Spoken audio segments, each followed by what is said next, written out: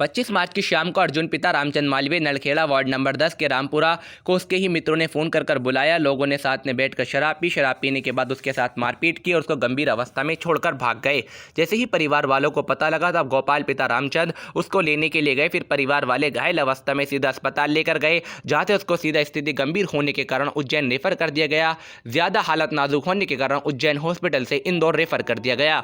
2 मार्च को अर्जुन ने आखिरी सांस ली। जैसे ही बॉडी नलखेड़ा आई तो सीधा परिजनों और रिश्तेदारों ने थाने में बॉडी को रखकर समाजजनों ने आरोपियों के खिलाफ एफआईआर करने का काफ़ी प्रयास किया। बॉडी 3 घंटे तक थाने में ही रखी रही। महिलाओं ने मिलकर चक्का जाम भी किया। स्थिति को बिगड़ते देख क्यूआरएफ फोर्स को बुला लिया गया ताकि स्थिति को संभाला जा सके, लेकिन प्रशासन इतना मजबूर नेताओं को आगे नतमस्तक दिख रहा था कि उन्होंने एफआईआर करने में इतनी दिन लगा दिए, क्योंकि पुलिस प्रशासन नेताओं के आगे झुकता रहेगा, जबकि पुलिस प्रशासन के ऊपर जनता का भरोसा होता है। लेकिन भरोसा कब तक टूटता रहेगा? क्या दलितों के लिए हमेशा अत्याचार ही होते रहेंगे? कब तक हम लोग अत्याचार सहते रहेंगे? नेताओं के आगे झुकने लगे तो एक आम आदमी, एक गरीब आदमी, एक दलित व्यक्ति न्याय के लिए किसके पास जाएगा? इतने व्यक्ति होने के बाद भी जब एफआईआर होने में इतना समय लग जाता है तो एक आम आदमी की तो एफआईआर होती भी नहीं। सबसे बड़ी बात देखने को ये मिली, इतना माहौल खराब होने के बाद भी ऐसी स्थिति में विधायक घटना स्थल पर मौजूद नहीं थे। लोगों ने उनको फोन लगाने का प्रयास भी किया, उन्होंने लोगों का फोन नहीं उठाया। ये सिर्फ वोट के लिए ही इन लोगों के पास जाएंगे, क्योंकि उन लोगों का फर्ज नहीं बनता कि आम व्यक्तियों की मदद करें, कार्य क्षेत्र में जो हो रहा है उसको देखें।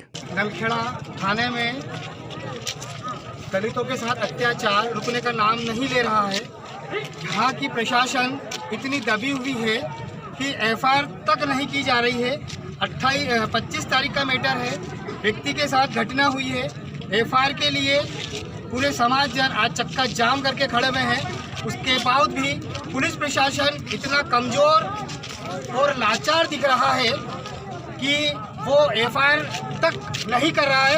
आज हम जानते हैं क्या मैटर चल रहा था, काहे के लिए खड़े हो आप लोग?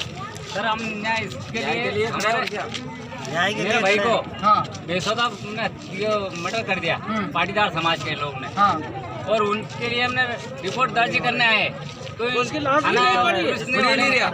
हाँ, पुलिस वाला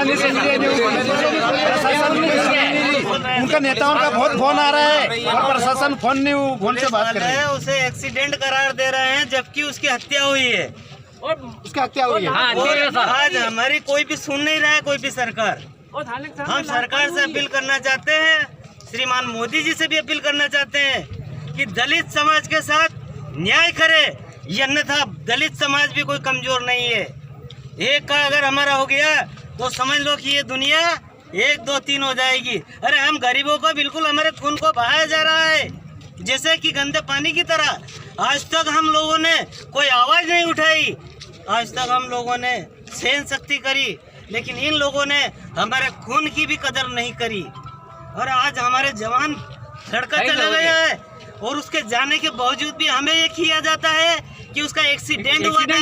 अरे ये क्या सरकार है? ऐसी भ्रष्ट सरकार, धिक्कार है ऐसी सरकार को। मैं सुनना चाहता हूँ और ये समझना चाहता हूँ कि इसकी तुरंतता से जांच की जाए। ऐसे गरीब लोगों के साथ अत्याचार कब तक सहन करेंगे? अरे मेरे दलित भाइयों, हाथ से हाथ मिलाओ। अगर हमारी उंगलियां एक बनती है तो मुट्ठा बन जाता है। अरे हम गरीब एक दूसरे के साथी बन करके जिएंगे तो देश में तेल का मच जाएगा। देश हमारा है, किसी इन हरामियों का नहीं है जो हमारे खून को बहा देते हैं। हमारे खून को बहाने के बाद भी झूठ बोलते हैं, और तो और हमारी माता बहनें भी परेशान रहती है। हमारे लोग बाजार में निकलते हैं, उनके साथ भी बड़ा दुर्व्यवहार किया जाता है, लेकिन हम सहन करते रहे। अब सहन नहीं करेंगे। अब सरकार से हमारा कहना है कि न्याय करो और उस बालक के जो भी हत्यारे हैं उसको फांसी दिलवाओ, उसको फांसी दिलवाओ, हमारे ये न्याय चाहिए, फांसी चाहिए। दलितों का यही फैसला आप स्वीकार कीजिए। यहाँ पे नलखेड़ा में सारी चीज़ें होने के बाद भी सबसे बड़ी खासियत तो यहाँ के जो विधायक हैं, ऐसे समय में यहाँ के विधायक को मौजूद होना चाहिए, लेकिन राजनीति इतनी गंदी हो गई है कि यहाँ पे सब सिर्फ वोट बैंक के लिए दलित समाज को यूज़ करते हैं। जैसे ही अपना काम निकल जाता है, इन लोगों को कोई पूछने वाला नहीं है। अभी कुछ महीने पहले की मैं घटना बताता हूँ, दाऊदपुर ठीकरिया की है। वहाँ पे भी पानी की समस्या को लेकर नलखेड़ा थाने में महिलाएं और पुरुष रात की 9 बजे तक रहे। लेकिन वहाँ पर भी उस व्यक्ति के ऊपर एफआईआर नहीं हुई। एफआईआर होने वाली थी कि आपके यहाँ के विधायक का फ़ोन आने के बाद उस एफआईआर को रोक दिया गया और सिर्फ चाबी मंगवा दी। लेकिन अगर देखा जाए तो पंचायत की जो चाबी होती है वो मंत्री और सचिव के पास होना चाहिए। वहाँ पे जो विधायक है उसके जो भाई हैं चाबी उनके पास थी, सिर्फ थाने में आके वो चाबी दिलवा दी गई, ना कि कोई एफआईआर हुई है।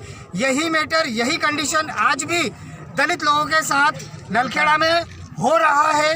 25 तारीख की घटना को लेकर आज तक वो व्यक्ति आज एक्सपायर हो गया है, सारी चीजें हो चुकी है ना। उसके बाद भी यहाँ पे लाश थाने 4 घंटा से पड़ी है, लाश 4 घंटा से सुनी नहीं रही है, थाने में पड़ी हुई है। लेकिन यहाँ के पुलिस प्रशासन कोई भी एफआईआर करने को तैयार नहीं है।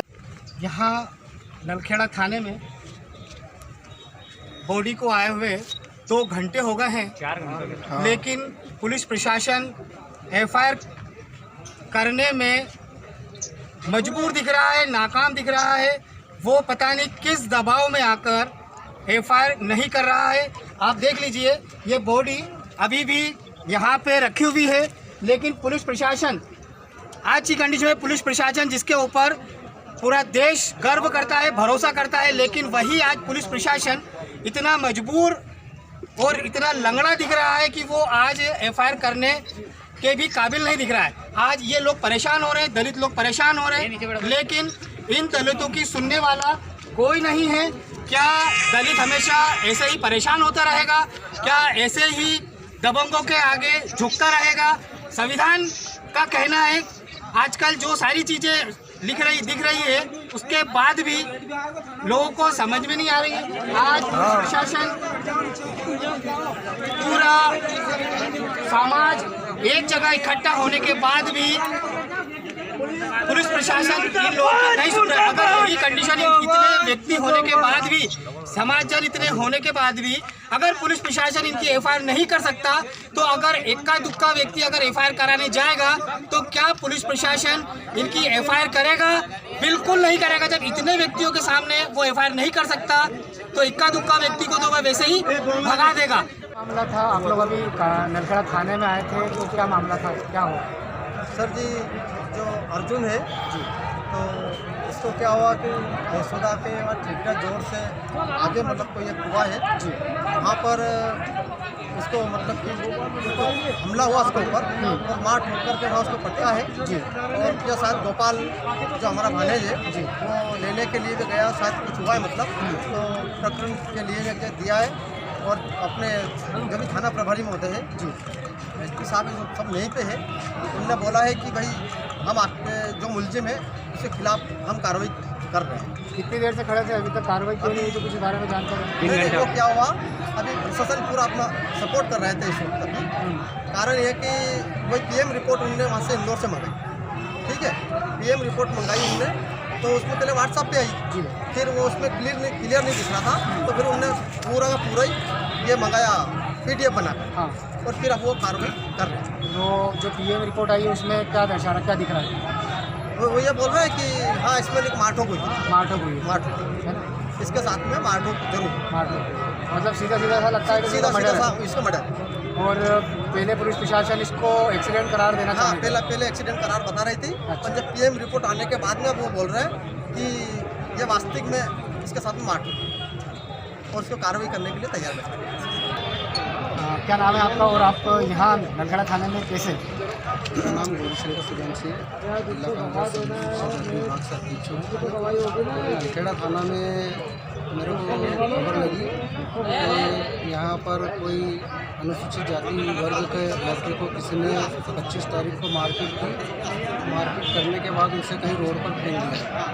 इस घटना को लेकर मैं नलखेड़ा थाने पर आया था और मैंने जैसे अधिकारियों से जांच करी, अधिकारियों के द्वारा बताया गया कि हाँ जांच चल रही है। मैंने श्रीमान जी जांच नहीं चल रही है, डेड बॉडी रोड पर मिली और उसको मारा गया है। अब जिसने भी मारा है उसके खिलाफ FIR दर्ज होना चाहिए। तो अभी FIR हुई है कि नहीं हुई है? अधिकारियों से अपनी चर्चा हुई। अधिकारी एडिशनल एसपी महोदय बैठे हैं। एसपी महोदय का भी मेरे पास फ़ोन आया। उन्होंने खुद ने बोला है गौरीशंकर जी एफआईआर दर्ज हो गई है, मर्ग कायम कर जांच करने के बाद 302 लगेगी और एफआईआर दर्ज हो गई। फाइनल मतलब एफआईआर दर्ज हो गई। अभी कापी भी मेरे को देंगे वो। अच्छा, कॉपी भी देंगे। क्या नाम है आपका? मेरा नाम है सर गुलशन मालवी और पूर्व बसपा प्रत्याशी विधानसभा क्षेत्र से ताल्लुक रखता हूँ। और यहाँ आप कैसे आए हैं, क्या है ये पूरा मामला थोड़ा बताएं।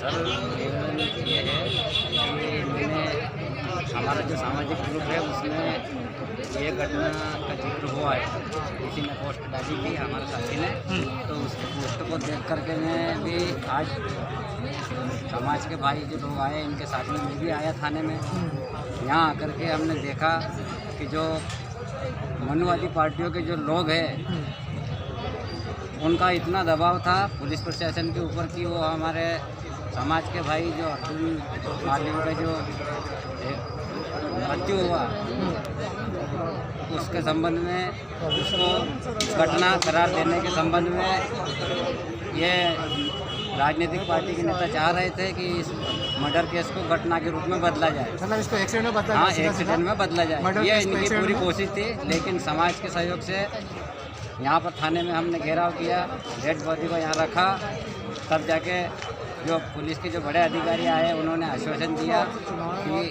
आप घबराए नहीं मालवी जी और कार्रवाई होगी, 302 लगेगी, आप निश्चिंत रहे, डेड बॉडी को जलाने का काम करें और आप समाज के जो वरिष्ठ लोग हैं आप यहाँ रुक जाएँ, कॉपी लेके जाना। तो एफआईआर हो गई है कि अभी हो रही है? एफआईआर की प्रक्रिया चालू है। चालू है। अच्छा, बॉडी को और भेज दिया? हम कॉपी लेने के लिए यहाँ पर खड़े हैं।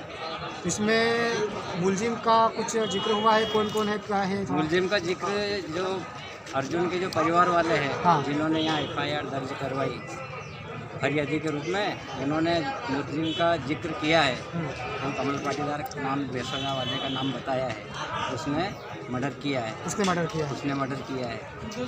अच्छा, मतलब इन लोगों ने क्या मिल के मारा है? हाँ, उनको मिल के मारा। रात में उसको बुलाया और पार्टी के नाम से बुलाया और फिर उसके साथ में धोखा किया, दारू और शराब पिला के और फिर उसकी हत्या की। लोहे के पाइप से उसको मारा। जो और शरीर पर और भी कई चोटें हैं क्या उसको? कई चोटें हैं जो पुलिस जो डॉक्टरी जो रिपोर्ट है पीएम रिपोर्ट, हाँ। उसमें दर्शाई गई है। हाँ, ये पुलिस ने बताया है, पुलिस के बड़े अधिकारी ने कहा है हाँ कि ये हत्या हुई है। हम पुलिस की कार्रवाई से अब संतुष्ट हैं। धन्यवाद।